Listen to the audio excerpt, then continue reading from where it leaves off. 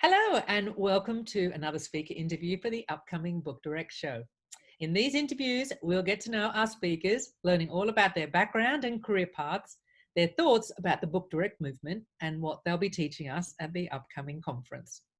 In tonight's speaker hot seat, I'm talking with a hotelier and restaurateur who expanded his expertise into marketing and is going to help us with Google link building and directories. Tonight, I'm talking to Craig Webb from Webb Marketing. Hello, Craig.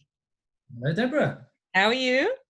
Very well, thank you. Good morning and good here and good evening to you. Okay, so I only basically just touched on the surface of your background. So can you fill us in on what you've done and about your past and how you got into the industry and what your journey looked like?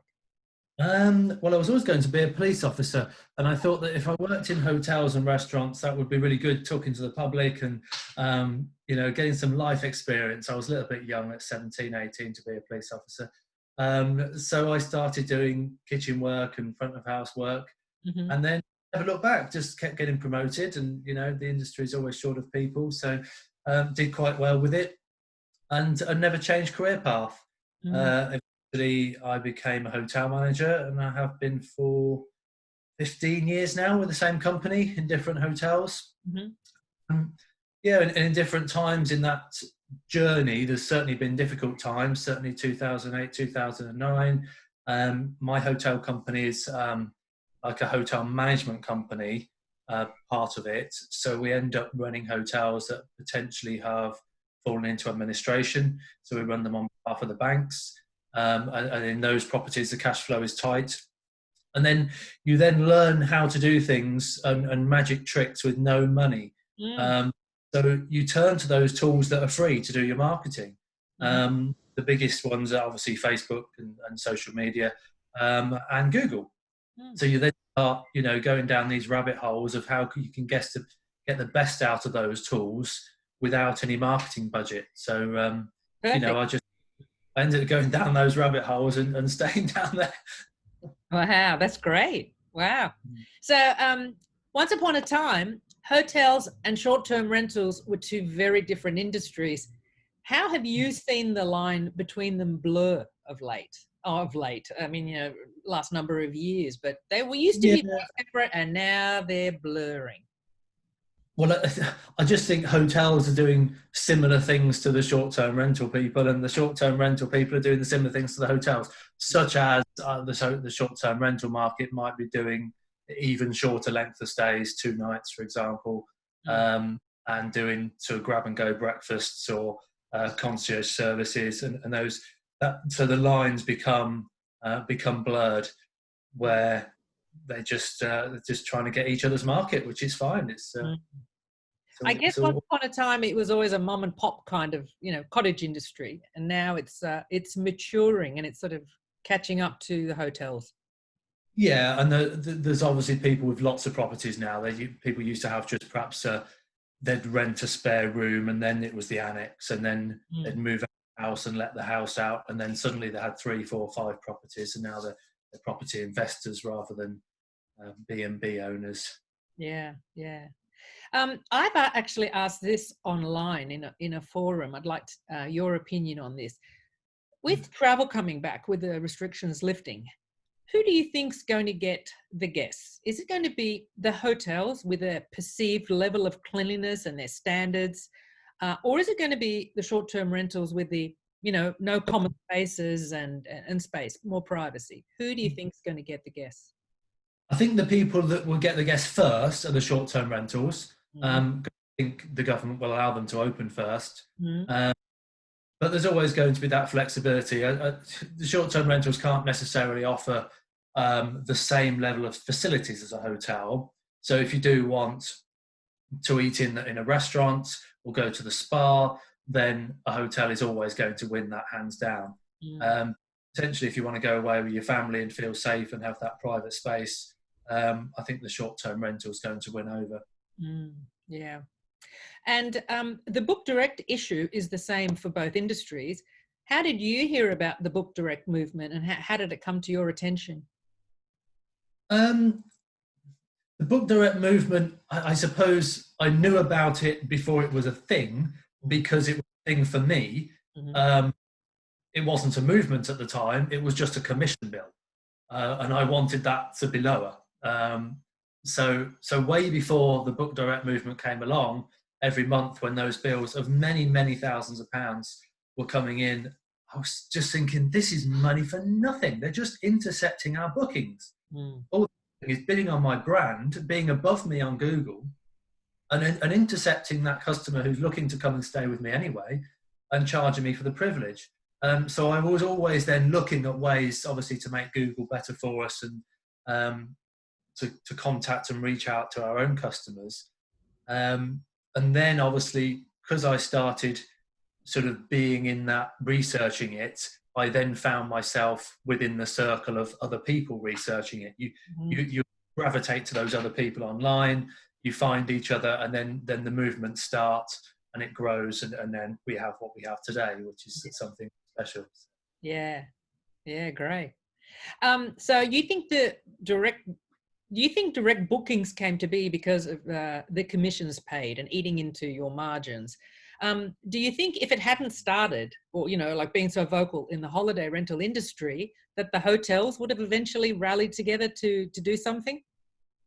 I think the hotels are behind, much far further behind the holiday rental industry. Certainly my industry peers are not as keen on it as I am. They just think, well, just pay booking.com or pay Expedia. It's fine. It's just part of our budget.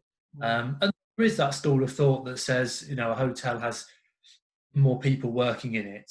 And people that think, well, I either pay someone a salary of, say, 30,000 a year, or I don't, and I just pay it to pay commission instead.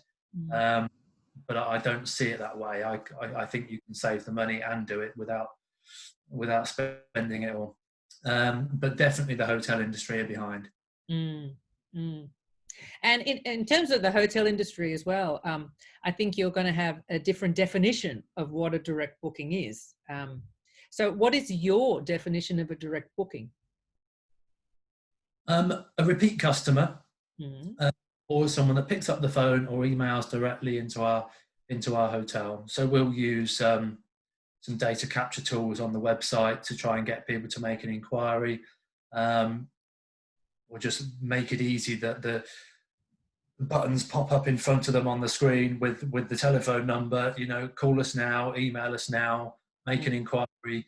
Because as soon as you start talking to people, you build that relationship. I've always found it odd that someone will trust us to cook for them, to make a safe and secure working environment, to have fire alarms tested, and all the safety of their whole life in our hands when they're sleeping in their bed in our hotel. You won't trust us with the transaction. Trust us with the booking and their credit card details. And that's the barrier, or one of the barriers. The other barrier, obviously, is that the technology that the OTAs have is much simpler, and we have that reach into their phone on an app, and the simplicity of booking that they can provide. But the difficulty for us is overcoming that with the customer and saying, look, you can book on an app and that's really easy, but what happens when you arrive is that you get the room that app has connected with our interface and dropped you into a bedroom. There's no human touching it at all. It just drop you into a bedroom. If you tell me that you've had a knee operation last week, I'm going to put you in a ground floor room. Booking.com's not going to do that.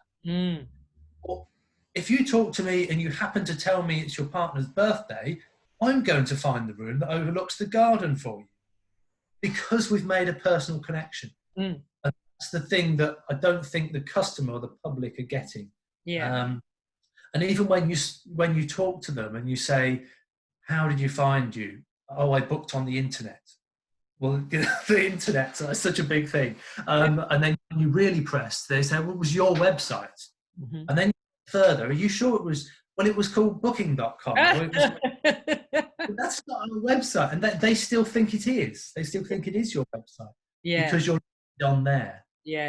And they booked with you, so it's your website. Exactly. So that's the perception we've got to seriously try to overcome. Yeah, I think you touched on it about the personal aspect. An Yeah, yeah, OTA can't be personal. Getting no, in touch with you and booking a room with you, even if it's via email, you're going to get a response that's still personal. So yeah, I think that is a difference. Yeah. So if there was one word to describe the value of a direct booking, what would that be? What sums up the benefit of a direct booking in one word? well, I think we just said it. Personal. Maybe we change that to personable. Mm. Um, and Yeah, it's about the transaction, isn't it? I think it's about the service. Yes, it's the service, and it's making it personable, Mm. and that becomes a higher value to the transaction. Mm. Yes, great word. Yeah. So you'll be talking about Google, my scary word, backlinks and directories at the Book Direct show. Can you tell us a little bit about what that all is and what we're What going that to do? is, okay, I think there's always changes happening in Google, and people tend not to go near it, not to touch it, because it's algorithms. I've heard it's all scientific and techie geeky stuff, and I don't understand because of all these terms and words. But actually, it's not that difficult. It's actually very simple. You just got to use it, and the more you use it, the better your ranking will be. But it's become harder to rank on Google, say at the top of page one. So hotel in town, which is the popular search term, hotel in town. That's very difficult to get on page one for. Um, so the top of Google, when you first search, is all the paid adverts. Mhm. Then you've got directory listings. Then you've got what's called the map pack. It will come up, if you're searching a hotel in a town, it will come up with a box with three properties. Now, the OTAs cannot get in that box. Mm. That is purely for the actual business, direct business. And that comes up the top of Google. Whilst it's hard to get on the natural listings underneath that, you can get in the top three. Certainly, if there's only 3 or 4 or 5 hotels or businesses in your area, it's Mhm. quite easy to be in the top three. Mhm. So in London, if you were searching London, but if you were searching Islington in London, Mhm. then you've got more chance. So Mhm. that's the thing you need to concentrate on, is the map pack to get there up. And by doing that, all you need to do is claim your Google My Business listing, Mhm. um, Google, which is a free Google tool. You Yes, just and simply we're having presentations about Google My Listing. Yeah, Google My Business. Sorry. Yeah. business. So all you need to do is claim that listing and fill out as much information as you can about your property. And again, people then get scared and techie and worried that, well, I need the right words that Google thinks is the right words. Well, Google doesn't care what the right words are. The right words are what your customer is typing in. So you need to use the words that your customers will be using. And if you use the words that you would use, then you're going to find the customers that are aligned with you. And you're Mhm. going to find the right customers, because they're the people that are typing the same words as what you've put in. So when they match, actually it's a marriage made in heaven, because those keywords that you're typing have come from your heart, and they describe your business, and they describe your niche or your attributes. And these words the customers have typed in and found you, and suddenly you're aligned. The stars are aligned. It's like, yeah, and lo and behold, you find the right customers, and you find the customers that are aligned with your values, and they leave you better reviews, and Mm. it blossoms. Well, it sounds like your session is going to be great. You've already made it a little bit less scary. Yeah, yeah. Great. Um, was there a second part to that question? I can't remember. Did you ask about? Oh no, what we're going to learn, but I think we've learned about what we're going to learn. Yes. No, that's really great. Now, I'm going to go back in your past just to check out your character a bit more. So, somewhere in your past, was there a job in your work history that gave you some experience or ethics or motivation that you brought with you into the industry? Any job from your youth? I mean, you went from policeman to hotelier. I wasn't a policeman, by the way. I didn't ever Oh, be a yeah, policeman. yeah, okay. But the thought was you wanted to be a policeman. So what were the jobs like prior to that, and how did you, what did you bring into the hotel industry from? Well, the thing is, I've always been in, since I was 16 and I'm now 45, I've always been in hotels and restaurants.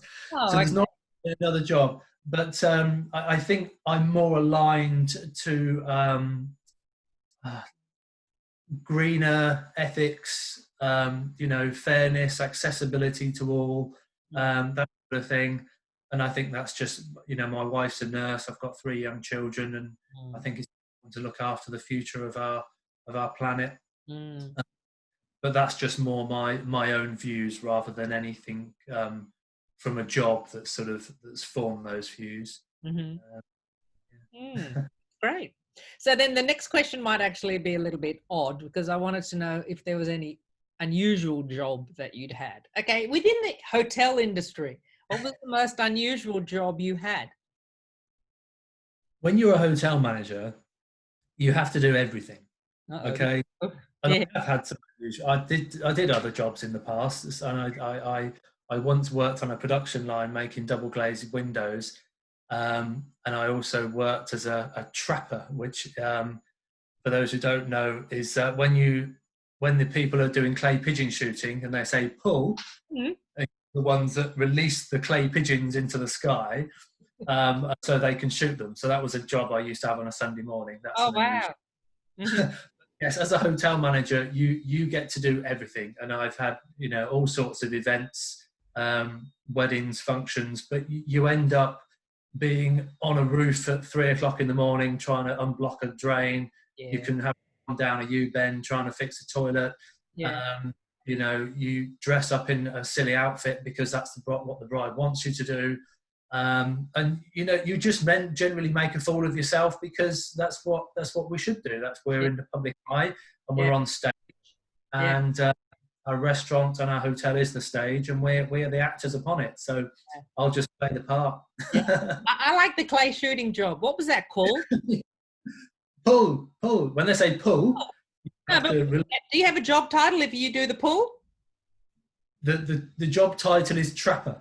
Trapper. Okay, yeah, trapper. Okay, that's the and I have to admit, when you said double glazing, I first thing I thought was donuts. So maybe I'm hungry. Double glazed donuts, not double glazing. Like, what? I meant windows. Okay. Okay, now I would like you to give me 3 words that describe you. Ooh. Okay. Well, fair and kind. I Should we can't make it think. 1 or 2 words? That's 2. Fair and kind. Okay. A third word about me. That's really tough. Um, altruistic. Beautiful. Very, Okay. very nice. Okay.